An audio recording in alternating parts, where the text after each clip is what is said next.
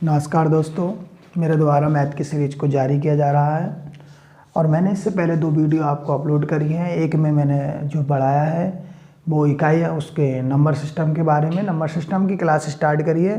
तो फर्स्ट जो वीडियो थी हमारी वो जो थी वो विभाजकता के नियम पर और स्थानीय मान और जातीय मान को लेकर के वो वीडियो बनाई थी हमने कि मतलब जातीय मान क्या होता है, स्थानीय मान क्या होता है, इन सारी संख्याओं को विभाजकता का नियम क्या होता है, भाज्य संख्या है, अभाज्य संख्या है। तो मैं 1 मिनट उन्हें द्वारा रिकवर कर रहा हूँ। भाज्य संख्या सम संख्याएं वो संख्या कहलाती है 2 से विभाजित होती हैं, विषम संख्याएं वो संख्या कहलाती है 2 से विभाजित नहीं होती हैं। भाज्य संख्या वो संख्या कहलाती हैं जो किसी न किसी संख्या से डिवाइड हो जाए, वो कैसी कहलाती है, भाज्य संख्या, मतलब स्वयं से उसके 2 या 2 से अधिक फैक्टर बने। ठीक है। अभाज्य संख्या वो होती है जिसका कोई भी फैक्टर नहीं बने, स्वयं से कटे और या फिर 1 से डिवाइड हो, वो कैसी होती है, अभाज्य संख्या होती है। अगर बात करें सबसे छोटी अभाज्य संख्या तो 2 होती है। अगर बात करें कि सबसे बड़ी भाज्य संख्या कौन सी, तो 4 होती है। तो सबसे छोटी भाज्य संख्या कौन सी होती है, 4 होती है। ठीक है। उसी क्रम को बात करी थे स्थानीय मान की, तो स्थानीय मान वह होता है कि जो संख्या का स्थानीय मान होता है उसके बाद जितने अंक होंगे हम उतने ही उस पर 0 लगा देते हैं, वो उसका स्थानीय मान निकल जाता है। अगर बात करें जातीय मान की, तो जातीय मान क्या होता है कि जो संख्या स्वयं का जो मान होता है वो जातीय मान कहलाता है। जैसे कोई 6 का जातीय मान पूछा 6 ही होगा, 5 का पूछा 5 ही होगा, 2 का पूछे 2 ही होगा, वो उसके क्या कहलाते हैं, जातीय मान कहलाते हैं। अगर यहीं पे बात करें हम भाज्य संख्या हो गई, अगर 2 से विभाजित होने वाली संख्या जिसके इकाई अंक में लास्ट में 0 हो, 2 हो, 4 हो, 6 हो, 8 हो, तो वो कैसे होगी, एक 2 से विभाजित होने वाली संख्या होगी। 3 से विभाजित होने वाली संख्या वह संख्या होती है जो जिसके अंकों का योग 3 से विभाजित हो जाए, जिसके अंकों का योग किससे हो जाए, 3 से डिवाइड हो जाए, वो 3 से विभाजित होने वाली संख्या होती है। 4 से विभाजित होने वाली वह संख्या होती है जिसके इकाई अंक और दहाई अंक दोनों ही 4 से डिवाइड हो जाए, तो वो कैसी संख्या कहलाती है, 4 से विभाजित हो जाती है। 5 से विभाजित होने वाली संख्या वो होती है जिसके लास्ट में 0 और 5 हो, वो संख्या 5 से विभाजित हो जाती है। 6 से विभाजित होने वाली संख्या वह होती है 2 और 3 दोनों से डिवाइड हो जाए, वो 6 से डिवाइडेड हो जाती है। 8 से वह संख्या डिवाइड होती है जिसके लास्ट के 3 अंक किससे हो जाए, 8 से डिवाइड हो जाए, वो 8 से संख्या डिवाइडेड हो जाती है। 11 से डिवाइडेड वह संख्या होती है जिसके अंकों का, जिसके सम और विषम संख्याओं के अंकों का योग अंतर या तो 0 आए या फिर 11 आए या 11 से विभाजित होने वाला है, तो वो संख्या 11 से विभाजित हो जाती है। ठीक है। ये बात मेरी इतनी समझ में आएगी। क्लास को आगे जारी करते हुए आज पढ़ेंगे इकाई अंक। इकाई अंक क्या होता है, इकाई अंक वह अंक होता है, इकाई अंक देखते हैं इकाई अंक क्या होता है। जैसे कि 3, 4, 6 पूछने लगे 346 में इकाई अंक क्या है, तो 6 है। ठीक है। किसी भी संख्या है x, y, z, कोई सी भी कितनी बड़ी संख्या है, जहाँ इसका पूछने लगा कि इसका लास्ट का संख्या कौन सी, इकाई अंक कौन सा है, तो हम क्या बताएंगे, सबसे लास्ट का जो अंक होता है वो उसका इकाई अंक कहलाता है। लेकिन एग्जाम में कभी भी इतना सिंपल क्वेश्चन नहीं आता है। ठीक है। आगे बताता हूँ कि एग्जाम में कैसे क्वेश्चन आता है, देखते हैं किस तरीके से एग्जाम में क्वेश्चन आता है। ज़्यादातर जो एग्जाम में क्वेश्चन आता है वो पावरों को लेकर, मल्टीप्लाई को लेकर क्वेश्चन आते हैं, ऐसे नहीं आते। मैंने अभी तुम्हें बताया कि 3 कि 1 125 माइनस 100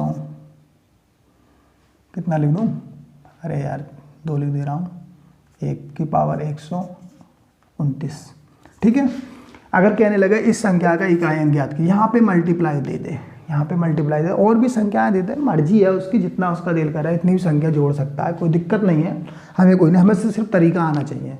हमें क्वेश्चन से डर नहीं लगता है, हमें क्वेश्चन से नहीं डरना, हमें तरीका जब याद है तो कुछ भी दे दे, कहीं से भी दे दे x, y, z, हमें बिल्कुल डरने की कोई जरूरत नहीं है। लेकिन मेरी बात हमेशा याद रखें, मैथ करता है हमेशा प्रैक्टिस को लेकर। कोई बच्चा सोचता है कि मेरे को मैथ समझ में नहीं आएगा, मैथ बहुत अच्छा समझ में आएगा, ये मेरी गारंटी है, 100% गारंटी है। बस कंडीशन ये रहती है मैथ मांगता है प्रैक्टिस। जितनी आप मैथ में प्रैक्टिस करेंगे उतना ही अच्छा रहेगा, बेहतर रहेगा। ठीक है। लेकिन एक बार जब मैथ समझ में आ जाता है सारे सब्जेक्ट भूल जाएंगे आप, लेकिन कभी मैथ को नहीं भूलेंगे। एक बार आप तरीका अगर मैथ का पकड़ लिया तो बिल्कुल आप कभी मैथ को नहीं भूलेंगे। ठीक है। पढ़ते हैं इकाई अंक। इकाई अंक क्या करेंगे, हमें इकाई अंक की बात करें तो हम इकाई अंक से ही मतलब रखेंगे। तो इस क्वेश्चन को दूसरे रूप में लिख सकते हैं हम, 3 की पावर 125 गुणा 1 की पावर 129। अब जब पावरों की बात करी हुई, घातों की बात करी, तो हमें सबसे पहले क्या करना होता है, घातों को जो 4 से डिवाइड करेंगे। क्या करेंगे, 4 से डिवाइड।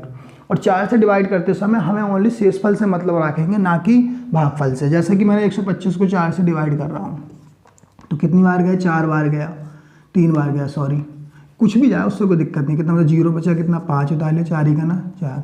हमें मतलब है रिमाइंडर से, मतलब है हमें रिमाइंडर से। रिमाइंडर कितना है, 1 आया, तो 3 की पावर 1 गुणा, इसे भाग करेंगे, 4 ही का ना 4 और 4 दूनी 8, तो बचा कितना रिमाइंडर, इसमें भी 1 ही बचेगा। 4 से भाग करेंगे 129 को, रिमाइंडर कितना आएगा, 1 आएगा। तो 1 गुणा 1 की पावर 1 कर ले रहे हैं, 3 गुणा 1 बराबर 3 ही गुना 3, मतलब कितना आ गया, इकाई अंक हमारा निकल के आ गया 3। अब आयोग क्या करता है, मैं ये नहीं कह रहा कि यहाँ पे मल्टीप्लाई देगा, अगर वो यहाँ पे सब्ट्रैक्शन दे दे तो माइनस कर दो, कोई दिक्कत नहीं है। माइनस को बोल, माइनस का चिन्ह दे दो माइनस, तो इन्हें घटा दो, इन दोनों को घटा दो, कितना आ जाएगा 2, 3 में से 1 गया 2। मेरी बात बिल्कुल ध्यान से सुने, आप ध्यान से देखें कि जब माइनस कर दे तो हमें क्या करना होता है, घटाना होता है, ठीक है। अगर प्लस कर दे तो जोड़ना होता है, तब इकाई अंक कितना आ जाएगा, 4 आ जाएगा। यहीं पे अगर डिवाइडेशन कर दें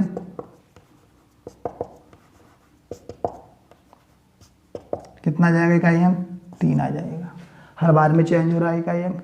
क्वेश्चन को किसी भी रूपरेखा में दे, किसी भी तरीके से दे, उससे हमें कोई दिक्कत नहीं है। कंडीशन ये है कि हमें ओनली तरीका, मेथड आना चाहिए, ठीक है। आप कोई भी बुक उठा लें, किसी प्रकार की बुक उठा लें और इस तरह के क्वेश्चन को करना स्टार्ट करें तो देखना, यह जो मेरा तरीका है इकाई अंक बताने का किसी भी तरीके का, ये बिल्कुल भी गलत नहीं है, बिल्कुल सीधा। आप कितने भी 1000, 2000, 10,000 जितना भी क्वेश्चन हो, 100, 200, 10, 20 जितना भी क्वेश्चन हो आप कर सकते हैं, ठीक है। तो मुझे उम्मीद है आपको इकाई अंक की बात समझ में आ गई होगी, इकाई अंक कैसे फाइंड किया जाता है, ठीक है।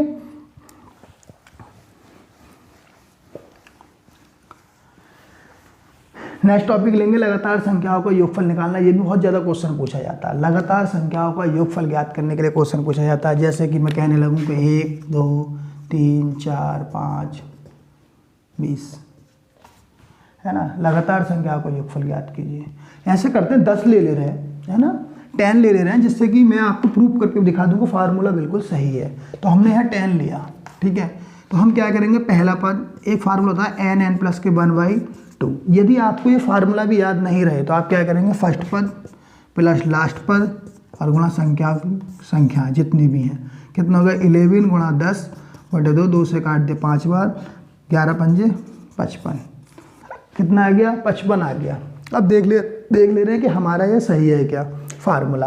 देखो 2, 3, 4, 5, 6, 7, 8, 9, 10 जोड़ ले रहे हैं, 10, 10, 20 हो गया, 20 ही हो गया, इतने मिलके 20 हो गए, ठीक है। 30 हो गया, 30 हो गया, और ये तुम्हारी की 8 दूनी 16 और 9 55 हो गया सीधा, सही है। इसका मतलब ये कैसे हो गया, बिल्कुल सही है, ठीक है। बात समझ में आई। अब इसमें चाहे वो कितनी बड़ी संख्या देख ले, 1 से लेकर 1000 तक, 1 से लेकर 10,000 तक, या कहीं से भी कितनी संख्या दे दे, जितना उसका दिल करे। हमें क्या करना है, प्रथम पद लास्ट का पद कितने अंक है, मल्टीप्लाई करो, आंसर लाओ, ठीक है, डिवाइडेशन करो।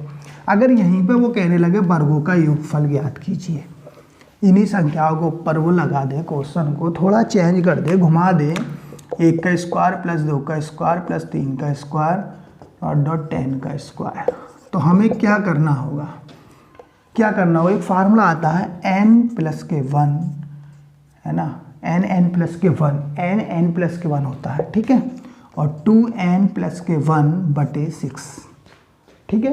n प्लस के 1, 2n प्लस के 1/6। तो n की वैल्यू कितनी है, 10, n की जगह 10 और 1 जोड़ देंगे, कितना हो गया 11, फिर n की जगह 10 रखेंगे तो 21/6, ठीक है, 10 21/6। देखो 2 से काट दे रहे हैं, 3 से काट दे रहे हैं, 3 सकते 21, 3 दूनी 6, 2 से कितनी बार गया, 5 बार गया, कितना हो गया 11 पंजे 55, 11 पंजे 55 गुणा 7, 7 से मल्टीप्लाई करो, 7 पंजे 35, 7 पंजे 35 और 3 38, बात समझ 385, ठीक है। तो मुझे उम्मीद है कि आपको ये बात समझ में आ गई होगी कि इकाई अंक कैसे निकाला जाता है और संख्याओं का योगफल कैसे निकाला जाता है। इस क्वेश्चन को घुमा फिरा के भेजते हैं, बहुत तरीके होते हैं, मैं सब बताऊंगा आगे चल के। मैं वीडियो थोड़ा छोटी छोटी बना रहा हूँ, ज़्यादा बड़ी वीडियो नहीं बना रहा हूँ, ठीक है। तो आपको मेरी वीडियो अगर पसंद आई हो तो लाइक करें, शेयर करें और सब्सक्राइब करें, ठीक है। आपका ही मोटिवेशन, आप जितना लाइक जितना शेयर करेंगे तो जितना मोटिवेशन मुझे मिलेगा, मैं उतनी ही अच्छी और इतना ही मेहनत से आपको पढ़ाऊँगा, ठीक है। यह मुझे उम्मीद है कि मैं आपको मैथ ऐसा पढ़ाऊँगा, बहुत अच्छे से मैं आपको मैथ की तैयारी करा दूँगा, ठीक है। Okay, thank you so much.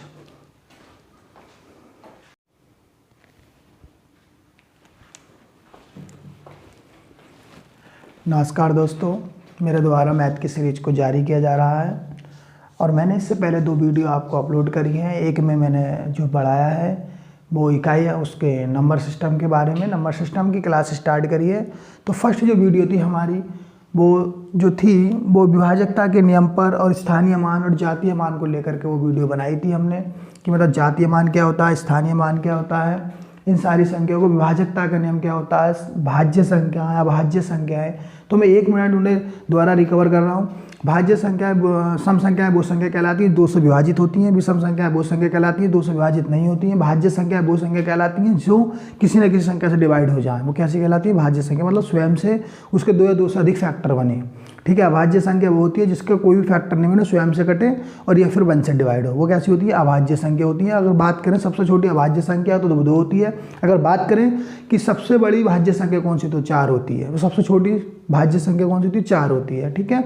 उसी क्रम को बात करी थे स्थानीय मान की, तो स्थानीय मान वह होता है कि जो संख्या का स्थानीय मान होता है उसके बाद जितने अंक होंगे हम उतने ही उस पर 0 लगा देते हैं, उसका स्थानीय मान निकल जाता है। अगर बात करें जातीय मान की, तो जातीय मान क्या होता है कि जो संख्या स्वयं का जो मान होता है वो जातीय मान कहलाता है। जैसे कोई 6 का जातीय मान पूछा 6 ही होगा, 5 का पूछा 5 ही होगा, 2 का पूछे 2 ही होगा, वो उसके क्या कहलाते हैं, जातीय मान कहलाते हैं। अगर यहीं पे बात करें हम भाज्य संख्या हो गई, अगर 2 से विभाजित होने वाली संख्या जिसके इकाई अंक में लास्ट में 0 हो, 2 हो, 4 हो, 6 हो, 8 हो, तो वो कैसे होगी, एक 2 से विभाजित होने वाली संख्या होगी। 3 से विभाजित होने वाली संख्या वह संख्या होती है जो जिसके अंकों का योग 3 से विभाजित हो जाए, जिसके अंकों का योग किससे हो जाए, 3 से डिवाइड हो जाए, वो 3 से विभाजित होने वाली संख्या होती है। 4 से विभाजित होने वाली वह संख्या होती है जिसके इकाई अंक और दहाई अंक दोनों ही 4 से डिवाइड हो जाए, तो कैसी संख्या कहलाती है, 4 से विभाजित हो जाती है। 5 से विभाजित होने वाली संख्या वो होती है जिसके लास्ट में 0 और 5 हो, वो संख्या 5 से विभाजित हो जाती है।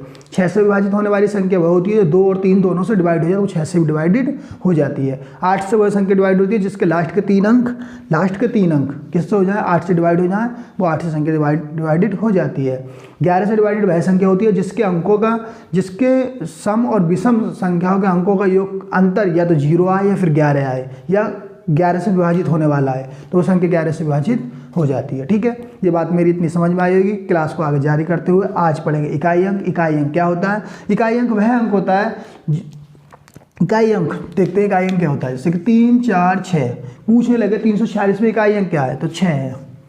ठीक है। किसी भी संख्या या एक्स वाई जेड कोई सी भी कितनी बड़ी संख्या आ जाए, इसका पूछने लगा कि इसका लास्ट का संख्या कौन सी, इकाई अंक कौन सा है, तो हम क्या बताएंगे, सबसे लास्ट का जो अंक होता है उसका इकाई अंक कहलाता है। लेकिन एग्जाम में कभी भी इतना सिंपल क्वेश्चन नहीं आता है। ठीक है। आगे बताता हूँ कि एग्जाम में कैसे क्वेश्चन आता है, देखते हैं किस तरीके से एग्जाम में क्वेश्चन आता है। ज़्यादातर जो एग्जाम में क्वेश्चन आता है वो पावरों को लेकर, मल्टीप्लाइयों को लेकर क्वेश्चन आते हैं, ऐसे नहीं आते। मैंने अभी तुम्हें बताया कि 3 कि 125 माइनस 100 कितना लिख दूँ, अरे यार 2 लिख दे रहा हूँ, 1 की पावर 129। ठीक है। अगर कहने लगे इस संख्या का इकाई अंक ज्ञात की, यहाँ पे मल्टीप्लाई दे दे, यहाँ पे मल्टीप्लाई दे, और भी संख्याएं देते हैं, मर्जी है उसकी, जितना उसका दिल कर रहा है इतनी भी संख्या जोड़ सकता है, कोई दिक्कत नहीं है। हमें कोई नहीं, हमें सिर्फ तरीका आना चाहिए। हमें क्वेश्चन से डर नहीं लगता है, हमें क्वेश्चन से नहीं डरना, हमें तरीका जब याद है तो कुछ भी दे दे, कहीं से भी दे दे, एक्स वाई जेड, हमें बिल्कुल डरने की कोई जरूरत नहीं है। लेकिन मेरी बात हमेशा याद रखें, मैथ करता है हमेशा प्रैक्टिस को लेकर। कोई बच्चा सोचता है कि मेरे को मैथ समझ में नहीं आएगा, मैथ बहुत अच्छा समझ में आएगा, ये मेरी गारंटी है, 100% गारंटी है। बस कंडीशन ये रहती है मैथ मांगता है प्रैक्टिस। जितनी आप मैथ में प्रैक्टिस करेंगे उतना ही अच्छा रहेगा, बेहतर रहेगा। ठीक है। लेकिन एक बार जब मैथ समझ में आ जाता है सारे सब्जेक्ट भूल जाएंगे आप, लेकिन कभी मैथ को नहीं भूलेंगे। एक बार आप तरीका अगर मैथ का पकड़ लिया तो बिल्कुल आप कभी मैथ को नहीं भूलेंगे। ठीक है। पढ़ते हैं इकाई अंक। इकाई अंक क्या करेंगे, हमें इकाई अंक की बात करें तो हम इकाई अंक से ही मतलब रखेंगे। तो इस क्वेश्चन को दूसरे रूप में लिख सकते हैं हम, 3 की पावर 125 गुणा 1 की पावर 129। अब जब पावरों की बात करी हुई, घातों की बात करी, तो हमें सबसे पहले क्या करना होता है, घातों को जो 4 से डिवाइड करेंगे। क्या करेंगे, 4 से डिवाइड। और 4 से डिवाइड करते समय हमें ओनली शेषफल से मतलब रखेंगे, ना कि भागफल से। जैसे कि मैंने 125 को 4 से डिवाइड कर रहा हूँ, तो कितनी बार गया, 4 बार गया, 3 बार गया, सॉरी, कुछ भी जाए उससे कोई दिक्कत नहीं। कितना मतलब 0 बचा, कितना 5 उतार 4 ही का ना 4। हमें मतलब है रिमाइंडर से, मतलब है हमें रिमाइंडर से। रिमाइंडर कितना है, 1 आया, तो 3 की पावर 1 गुणा, इसे भाग करेंगे 4 ही का ना 4 और 4 दूनी 8, तो बचा कितना रिमाइंडर, इसमें भी 1 ही बचेगा। तो 4 से भाग करेंगे 129 को, रिमाइंडर कितना आएगा, 1 आएगा। तो 1 गुणा 1 की पावर 1 कर ले रहे हैं, 3 गुणा 1 बराबर 3 ही का ना 3, मतलब कितना आ गया, इकाई अंक हमारा निकल के आ गया 3। अब आयोग क्या करता है, मैं ये नहीं कह रहा कि यहाँ पे मल्टीप्लाई देगा, अगर वो यहाँ पे सब्ट्रैक्शन दे दे तो माइनस कर दो, कोई दिक्कत नहीं है। माइनस को बोल, माइनस का चिन्ह दे दो माइनस, तो इन्हें घटा दो, इन दोनों को घटा दो, कितना आ जाएगा 2, 3 में से 1 गया 2। मेरी बात बिल्कुल ध्यान से सुने, आप ध्यान से देखें कि जब माइनस कर दे तो हमें क्या करना होता है, घटाना होता है, ठीक है। अगर प्लस कर दे तो जोड़ना होता है, तब इकाई अंक कितना आ जाएगा, 4 आ जाएगा। यहीं पे अगर डिवाइडेशन कर दें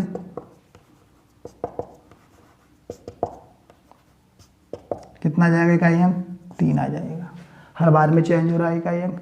क्वेश्चन को किसी भी रूपरेखा में दे, किसी भी तरीके से दे, उससे हमें कोई दिक्कत नहीं है। कंडीशन ये है कि हमें ओनली तरीका, मेथड आना चाहिए, ठीक है। आप कोई भी बुक उठा लें, किसी प्रकार की बुक उठा लें और इस तरीके के क्वेश्चन को करना स्टार्ट करें तो देखना, यह जो मेरा तरीका है इकाई अंक बताने का किसी भी तरीके का, ये बिल्कुल भी गलत नहीं है, बिल्कुल सीधा। आप कितने भी 1000, 2000, 10,000 जितना भी क्वेश्चन हो, 100, 200, 10, 20 जितना भी क्वेश्चन हो आप कर सकते हैं, ठीक है।